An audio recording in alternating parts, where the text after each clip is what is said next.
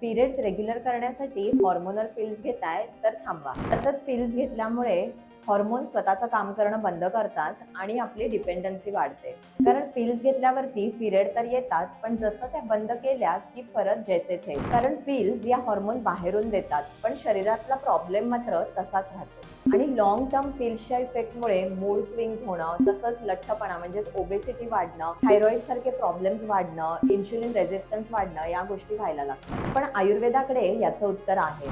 आयुर्वेदामध्ये अशी एक वनस्पती सांगितलेली आहे की जिच्या नियमित वापरामुळे तुमचं सायकल रेग्युलर व्हायला नक्कीच मदत होऊ शकते. आणि ती वनस्पती म्हणजे आहे शतावरी. शतावरीमध्ये नॅचरल असे फायटोइस्ट्रोजेन असतात.